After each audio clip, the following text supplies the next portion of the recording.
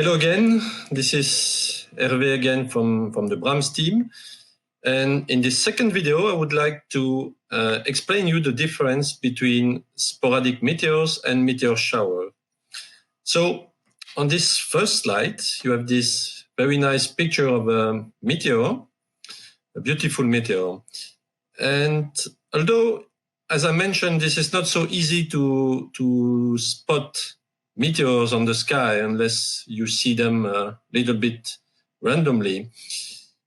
But actually, these tiny particles, these tiny meteoroids that I talked about in the first video, they constantly fall into the Earth. There are literally millions of particles falling into the Earth's atmosphere every day.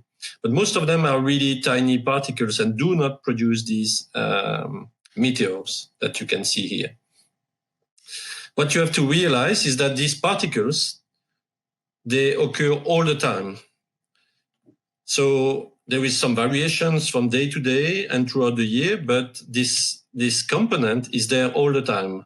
And they can come from more or less any direction on the sky. So although there are some preferred directions, most of the directions is possible. Therefore, we call them the sporadic, because they can come from any directions, and we call them the sporadic meteor background. Background because it's there all the time. By opposition, the meteor showers, they occur at very specific time of the year. And these meteor showers, they are always or nearly always associated to comets, as it is illustrated on this slide. On this slide, you see here the orbit of the Earth around the Sun. And here you have the orbit of a comet, which is very different than the orbit of the Earth, but it crosses the orbit of the Earth at a given point or time of the year here. And a comet is usually described as a dirty snowball or ice ball. So a nucleus of ice containing a lot of dust particles. And when this comet is approaching the Sun near the so-called perihelion, so the closest point to the Sun on the orbit of the comet, when it approaches the Sun, this comet heats up, and this ice nucleus start to heat up and melt. And by melting, it releases dust particles along the orbit. As it is illustrated here, you see all these dots are dust particles released along the orbit.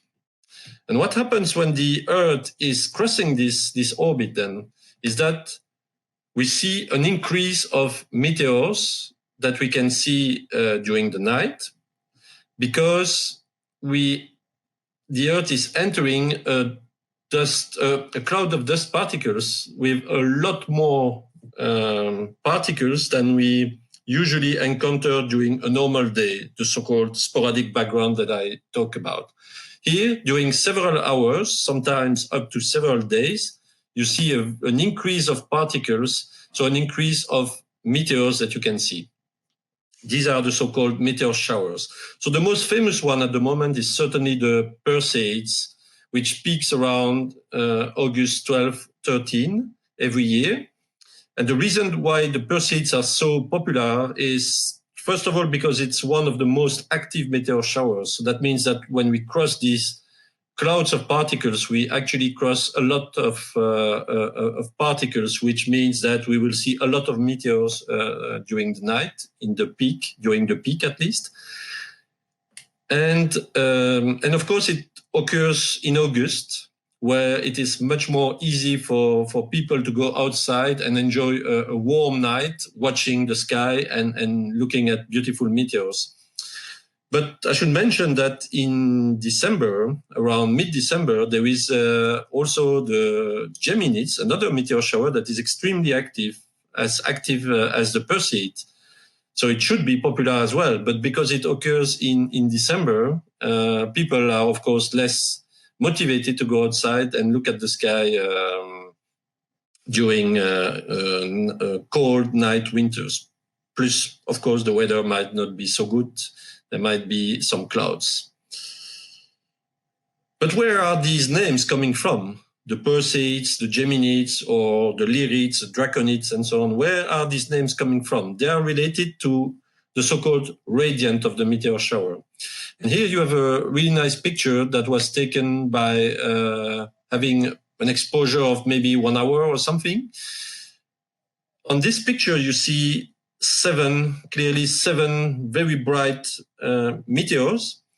But if you look at their paths, they all seem to come from one direction on the sky. If you could prolong with your eyes the visual path, you would end up in a point or a really small region on the sky. And that is called the radiant of the meteor shower. But why is it so?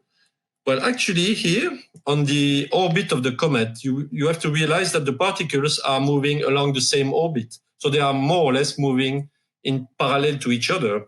And of course, when they enter the Earth's atmosphere, they are not exactly entering at the same position. They are entering at different positions, but they are moving parallel to each other.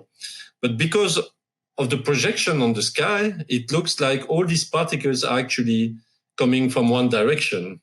And this direction, this point on the sky, when you look at it, when you find this direction, for example, for the Perseids here, these yellow dots, the radiant of the Perseids, is actually located very close to this constellation, the Perseus constellation. And this is the origin of the name of the meteor showers, because the radiant of each meteor shower is always located to one constellation. Most of the time, it is a current constellation, so one of the constellations that you can see in the sky, but sometimes it is related to former constellations that were existing before, and because it was the constellations were renamed at the beginning of the last century, maybe these constellations do not exist anymore. Well, I mean, the stars are still there, but the constellations we don't use anymore. So, but in any case, the name of a meteor shower is always related to a constellation. So in summary, from this video, you have to remember that the background, the sporadic background, is there all the time. It is produced by particles, by tiny particles coming from everywhere, in every direction, and it's there all the time. On the other hand, the meteor shower, they occur at very particular period of the year when the Earth is crossing the orbit of a comet. And in the next video, I will start talking about radio observations of meteors, why they are important, the principle, and in particular, how it works for the BRAMS network. Thank you again for your attention. And again, if you have any questions, please feel free to use the Radio Meteor Zoo forum. Thank you.